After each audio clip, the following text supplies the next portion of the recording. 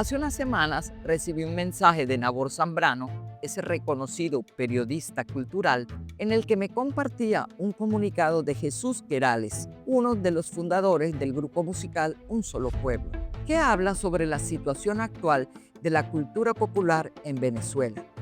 Mientras estaba trabajando en otra investigación, decidimos hacer una encuesta sobre qué tema tratar en un próximo video e incluimos lo del robo y la manipulación de los símbolos patrios y la cultura venezolana por parte del chavismo. Como muchos ya saben, este fue el que obtuvo la mayor puntuación. Y entonces entendí algo. El secuestro de la cultura y los símbolos patrios por el chavismo es mucho más que debate político. Es un tema que realmente toca las fibras de nuestra identidad. ¿Fue el rediseño de la identidad venezolana un plan original de Hugo Chávez o una arquitectura de control inspirada en regímenes como Cuba, Rusia y China para asegurar su permanencia en el poder? Esta es la quinta gran revolución. Pero realmente, ¿puede un movimiento político adueñarse de la historia de todo un país?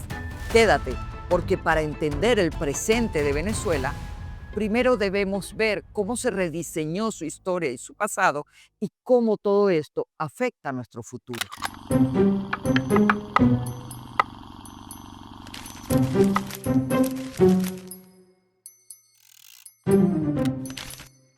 El tema del chavismo no es fácil para mí porque duele. Hay mucha gente que lo ha estudiado desde una perspectiva histórica y política, tratando de desentrañar cómo hemos llegado a donde estamos y cómo librarnos de ese mal. Pero definitivamente no es mi tema, aunque la cultura sí lo es y la política es parte de la cultura. Así que vamos al grano. Como muchos de ustedes saben, en Venezuela, desde inicios de este siglo XXI y a lo largo de casi 30 años, una generación, si entendemos esta como un conjunto de personas que nacen y crecen en un periodo de tiempo determinado, marcadas por un contexto histórico, en estos años hemos experimentado una transformación dolorosa del relato nacional. Yo dificulto que hoy en verdad haya en Venezuela una persona que se acueste con hambre. Durante este tiempo, o quizás desde antes, desde aquel fallido intento de golpe militar de febrero del 92, algo empezó a fraguarse en contra del país. Desde ese, por ahora, de 1992, y gracias a los medios de comunicación, la cara visible del golpe, aunque quizás el más cuestionado, según algunos de sus detractores, se convirtió en un fenómeno mediático de gran impacto social. Un ejemplo de ello es que en esos carnavales el disfraz más popular fue el del militar con la boina roja, y esa fue una de las primeras apropiaciones, el color rojo, un color lleno de simbolismo para la humanidad, porque representa la sangre viva, la fuerza, y Chávez se creyó su dueño. No solo servía para identificar a sus partidarios, sino que pretendieron que fuera de su uso exclusivo, y el rojo comenzó a identificarse con el chavismo. Esa promoción mediática que acompañaba un sentimiento de profundo malestar por parte de la sociedad venezolana, cansada de la corrupción, la creciente pobreza, la inseguridad y los deficientes servicios públicos, parece haber despertado en el hasta entonces desconocido teniente coronel unos inflados delirios de grandeza y una desmedida ambición de poder. Le obsesionaba no solo obtener el poder, sino de qué manera mantenerse en él y convertirse en un líder, en una figura internacional a imagen y semejanza de Bolívar o de Castro, pero con un aire de beisbolero y de superestrella hollywoodense. Y todo esto iba a transformar el discurso histórico de nuestra identidad. Su campaña política arrancó con su encarcelamiento y desde un inicio sus alusiones a la historia, a su historia personal, Samán de Güera y Maizanta incluida, se hicieron presentes. Su plan de crear e imponer una nueva narrativa histórica fue evidente desde el principio, y para legitimar estos cambios y acomodos era necesario modificar la Constitución y las leyes. Refundar la República fue su lema. Y aquí es donde comienza algo mucho más profundo que un simple cambio político, porque no se trataba solo de ganar una elección, se trataba de redefinir el país para implantar un régimen totalitario a su imagen y semejanza. Menos mal que surgió en su momento y a tiempo la Revolución China. Menos mal que existió Mao Zedong. Cuba es un bastión de la dignidad latinoamericana y como tal hay que verla y como tal hay que seguirla y como tal hay que alimentarla. ¿Para usted Cuba es una dictadura o no es una dictadura? Sí, es una dictadura. De allí que el chavismo haya instrumentalizado la historia venezolana no solo para imponer un proyecto político, reescribiéndola bajo el concepto de revolución bolivariana, sino para justificar y cimentar como eje de una supuesta revolución el culto a la personalidad del teniente coronel, equiparando su figura con la de Simón Bolívar.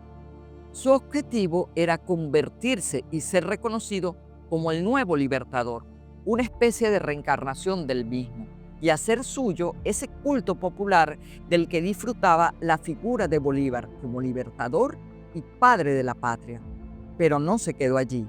El susodicho no solo tuvo la osadía de compararse con Bolívar, sino con el mismo Jesús, cuando decía que como militar le había tocado tomar el látigo para sacar a los mercaderes del templo que habían saqueado a la patria durante los últimos 200 años.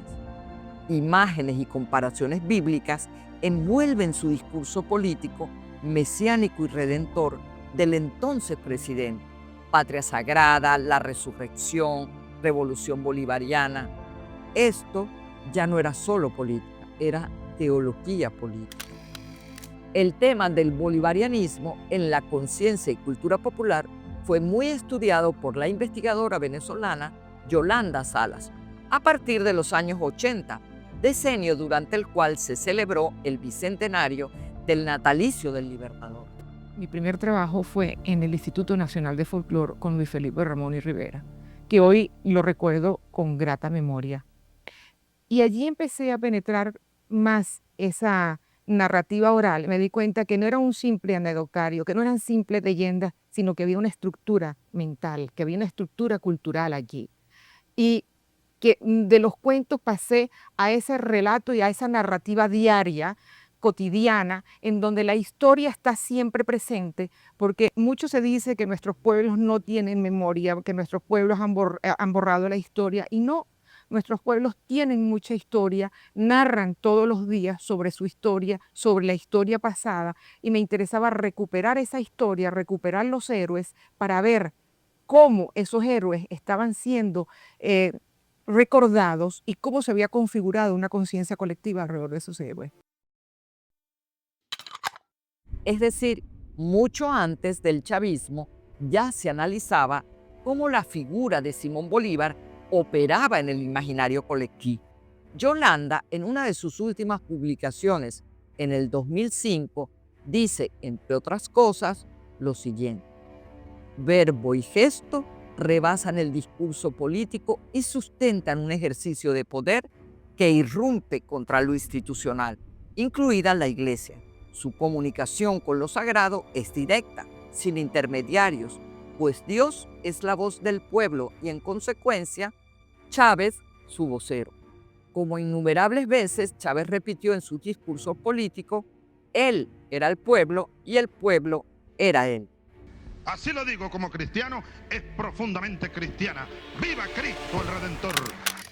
Cuando el poder político se presenta como voz directa de lo sagrado, cuestionarlo deja de ser una crítica política y empieza a parecer una herejía. Veamos entonces cuándo ocurre ese primer gran punto de inflexión. Su plan comienza a tomar forma con el proceso constituyente de 1999, cuando como presidente impone el cambio de nombre del país, de República de Venezuela a República Bolivariana de Venezuela, cambio al que hubo mucha resistencia en la Asamblea Constituyente, mucha resistencia. Pero él no estaba dispuesto a aceptar una decisión democrática. Era parte de su plan personal, un punto de honor que, según su retórica, marcaba una ruptura con la Cuarta República y supuestamente reparaba la traición cometida contra Bolívar en 1830 con la desintegración de la Gran Colombia. Cambiar el nombre de un país no fue un detalle administrativo. Fue un acto antidemocrático que buscaba redefinir la historia y que tuvo un alto costo político, económico y burocrático real. El cambio implicó adaptar toda la papelería oficial, la documentación estatal, la legislación, sellos, membretes y todo el aparato institucional al nuevo nombre, desde ministerios hasta los pasaportes, cédulas de identidad, las estadísticas oficiales, lo que significa un gasto importante en recursos humanos, materiales y tiempo de gestión pública para reimpresión, reidentificación y modernización legal y administrativa. Fue el inicio de una transformación sistemática de todo lo que representa al Estado venezolano. El que quiera ver una democracia pujante, sólida, madura, venga a Venezuela, venga nada más.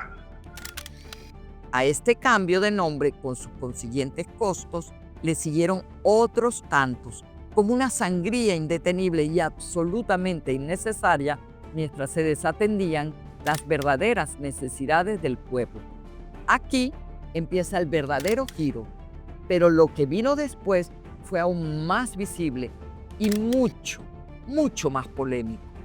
En el año 2006, de cara a las elecciones presidenciales y ante la creciente alza de los precios del petróleo, ocurrieron muchas cosas. Y una de las más importantes fue el cambio en los símbolos patrios. Caballos a la izquierda y una estrella además en la bandera. Y además se modificó la ley de símbolos patrios para oficializar estas transformaciones. Se añadió una octava estrella para representar a la provincia de Guayana, de acuerdo a un decreto de Simón Bolívar de 1817 que mencionaba esta incorporación. Pero el cambio que más ruido produjo fue el del caballo blanco. Tradicionalmente miraba hacia la derecha con la cabeza vuelta, ahora galopa desbocado hacia la izquierda. Chávez afirmó que el caballo anterior era imperialista y reaccionario y por eso debía verse de frente al futuro.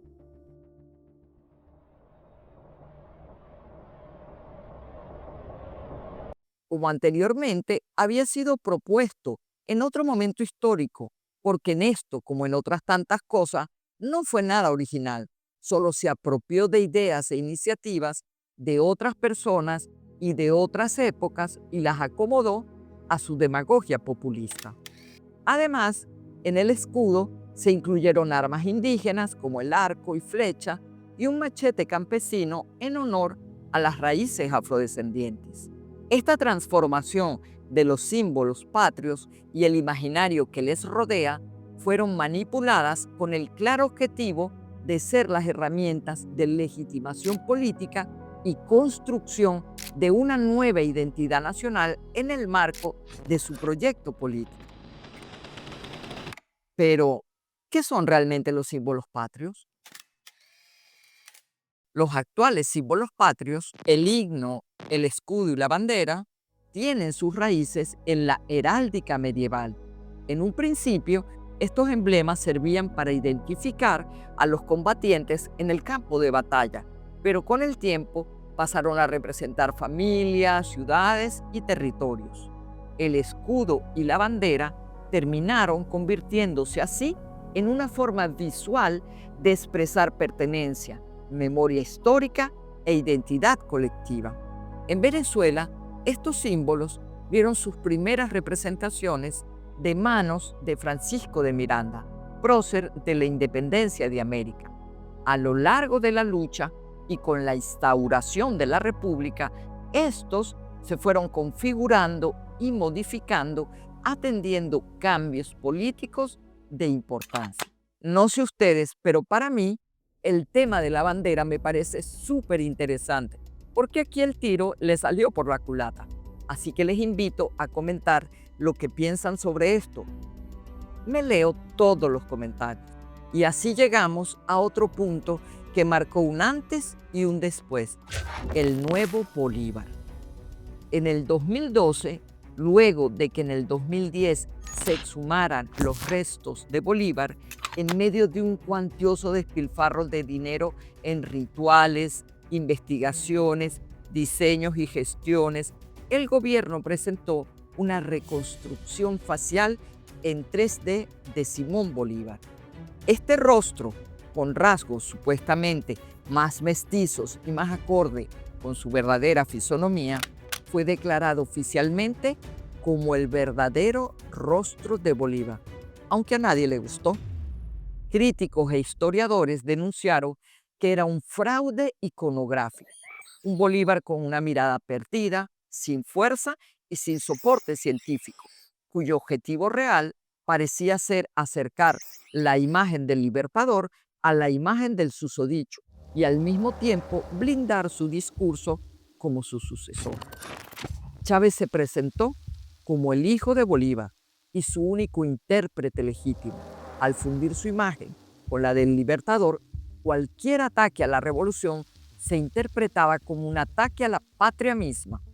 Por primera vez en la historia republicana, el rostro oficial de Bolívar cambiaba por decisión del poder político. Y cuando cambia el rostro del padre de la patria, cambia también la forma en que una nación lo imagina. Porque ¿sabías qué? Cada gesto, cada símbolo estaba pensado para crear una sensación de continuidad histórica entre Bolívar y Chávez. El chavismo transformó el culto cívico y popular a Bolívar en una teología política. Chávez pasó a ser el santo vivo que mediaba con el santo muerto, Bolívar, para redimir al pueblo. Un santo que luego, según reportes, le hablaría a su bigotudo sucesor en forma de pajarito. Al rostro de Bolívar se sumó su espada, símbolo de la izquierda latinoamericana, usada por Chávez en sus discursos anticapitalistas. Las costosas réplicas de esta espada se convirtieron en obsequios oficiales favoritos para visitantes extranjeros. El calendario nacional tampoco escapó a la transformación. Fechas de la insurrección militar como el 4 de febrero o el 13 de abril se elevaron a fiestas sagradas y el Día de la Bandera cambió del 12 de marzo al 3 de agosto. Todo apuntaba a establecer una línea directa entre la independencia del siglo XIX y la revolución chavista, reforzando la idea de que él había terminado lo que Bolívar dejó inconcluso. Estos cambios iban acompañados de la apropiación de los referentes más significativos y arraigados en la psiquis colectiva venezolana. Estamos ante una forma de dominación simbólica que va mucho más allá de los cambios visibles de forma. Pero no se trata de satanizar una figura, ya de por sí poco sacra, sino de tomar conciencia de un fenómeno que no es nuevo. El totalitarismo como sistema político ha sido ampliamente estudiado. No es un asunto exclusivo de la izquierda o del socialismo. El totalitarismo no conoce de ideologías ni de derecha ni de izquierda, como bien lo señaló la filósofa Simone Weil en varios de sus estudios, quien lo vivió y lo analizó con profundidad. Es un modelo de dominación y control social por parte de una minoría que se ha repetido a lo largo de la historia. Distintas fachadas, mismo objetivo, poder absoluto sobre la mayoría. El socialismo es el único camino a la paz perdurable, a la justicia social. Yo no soy socialista. No, yo creo que ya el mundo de hoy, la América Latina que viene, requiere un salto adelante. No queremos modelos comunistas, totalitarios, estatistas. No, ya se demostró que fracasaron.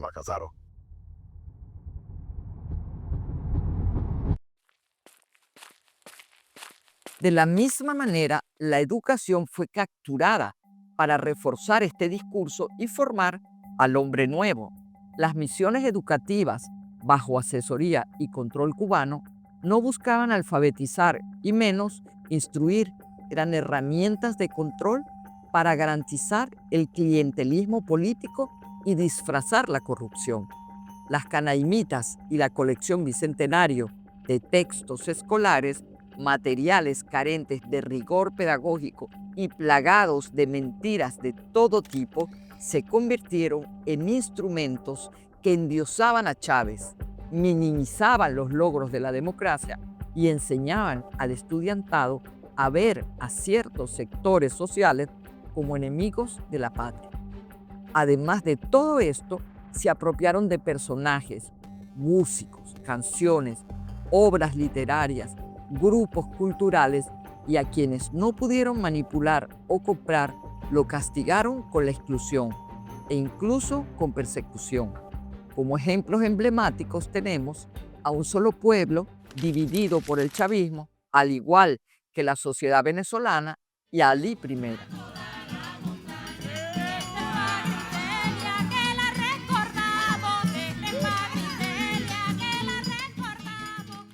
Alí I, reconocido como el cantor del pueblo, ha sido la voz poética de mucha gente en Venezuela. El del canto sencillo y directo, pero poderoso.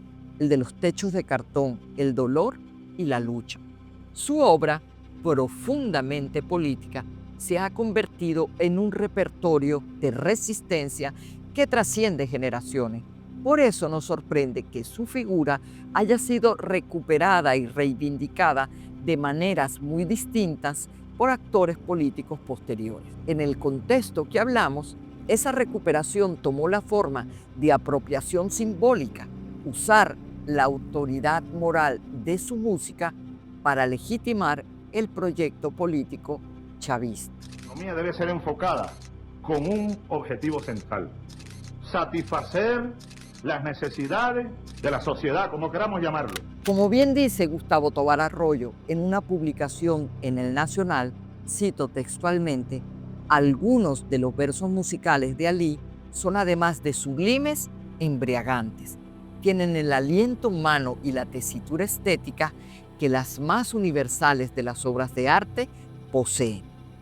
Poeta, músico, activista, contestatario, rebelde, venezolano, complejamente venezolano, a un tiempo irreverente y alado, como nuestros idealistas escuderos desafiando la rabia metálica de los opresores de su época.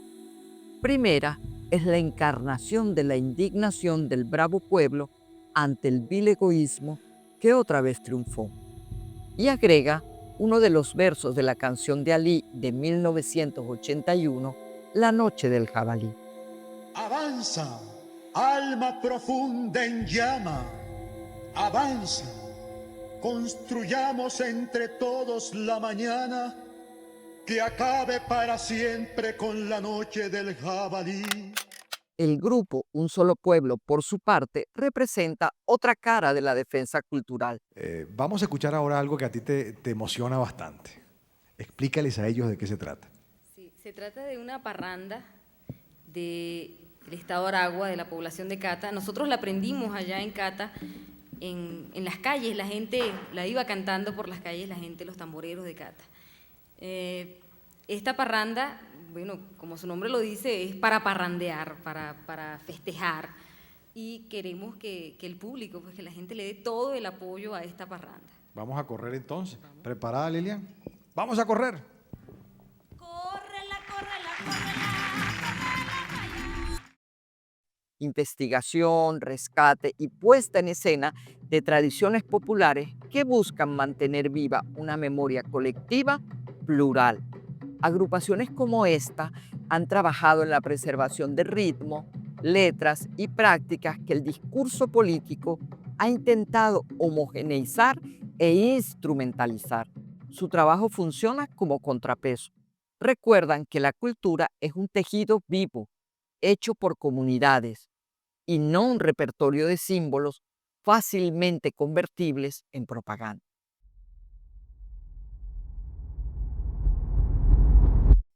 Hablemos ahora de un tema que a mí me toca particularmente y que, al igual que con el color rojo, suele suceder que hablar de resistencia indígena se identifica con el chavismo, ya que la resistencia indígena también se usó como herramienta propagandística hasta el cansancio. En el 2002, Chávez se apropió de una antigua demanda de los pueblos indígenas que tenían años exigiendo la eliminación del Día de la Raza, el cual estaba incluido en la Ley de Fiestas Nacionales desde 1921 y que pasó a denominarse Día de la Resistencia Indígena. Mientras se renombraban estados y autopistas, en la práctica se vulneraban sus derechos ancestrales, violando la Constitución, leyes y acuerdos internacionales, y se incumplía el compromiso asumido por Chávez en 1999 de entregarles los títulos de propiedad sobre sus tierras. Los pueblos indígenas y sus derechos se reconocían en el papel, pero en realidad pasaron a convertirse en parte del decorado de sus shows de demagogia populista. Según reportes sanitarios de organismos independientes y organizaciones de derechos humanos, el arco minero del Orinoco ignoró la consulta previa a las comunidades, y la represión al pueblo Pemón en la Gran Sabana ha incluido masacres y desplazamientos forzados. Estas mismas fuentes oficiales y académicas han documentado que la minería estatal ha aumentado la incidencia de enfermedades infecciosas y de transmisión sexual, así como graves cuadros de contaminación por metales pesados y la destrucción ambiental, mientras la narrativa oficial exaltaba la resistencia indígena como símbolo propio.